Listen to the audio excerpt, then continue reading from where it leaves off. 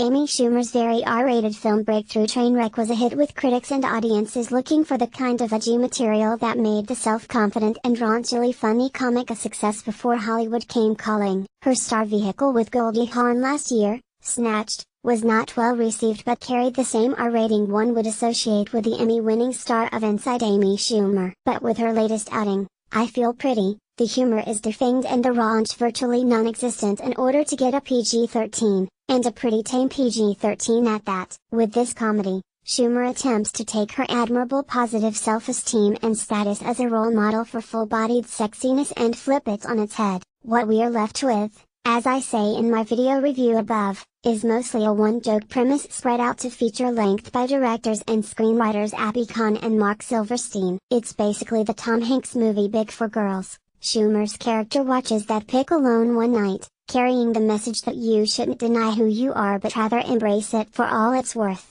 As Renee, Schumer plays a young woman with incredibly low self-esteem. She is perpetually filled with sadness as she looks at herself in the mirror and sees nothing but an overweight and unattractive person, miserable and repulsed by her own appearance. Of course that is the way only she sees herself, not others, but it has a crippling effect on her life and career.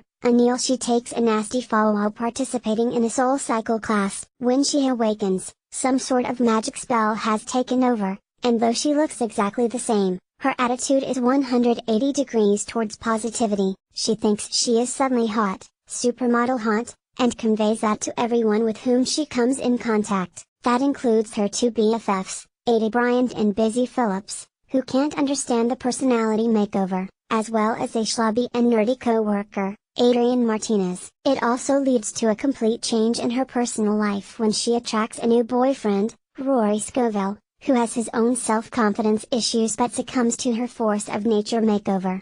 He's a guy who accepts her for exactly who she doesn't think she is anymore, and it is these scenes that work the best in adding a modicum of believability and charm to the proceedings. She also conquers the powers that be at a fashion house, populated with model types, where she talks her way into a job as receptionist. She later wins the admiration and trust of the company's owner, played in amusing Cupid doll style by Michelle Williams, who obviously wanted to show some comedy chops for a change. It is there Renee meets a model, Emily Ratajkowski, who proves that looking like a 10 doesn't always lead to happiness. It is all very predictable stuff, and yes, the laughs are there, but they're relatively mild when they probably should have been guffaws. There is nothing terribly fresh about this makeover tale, which has been told since Cinderella met that fairy godmother, but the twist is the only real makeover on display here is simply attitude, not looks. You can guess where this all leads once the clock strikes midnight, as it were, and you wouldn't be wrong, but you have to hand it to Schumer for selling it with everything she has.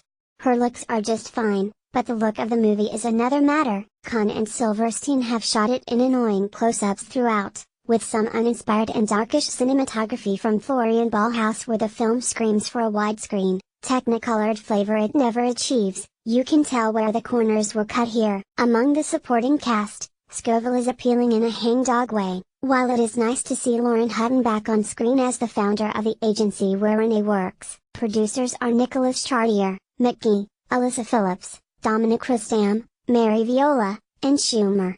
SD's Films, which hit the female audience sweet spot with the Bad Moms movies, is hoping to find the same kind of magic when this hits theaters Friday. Do you plan to see I Feel Pretty? Let us know what you think.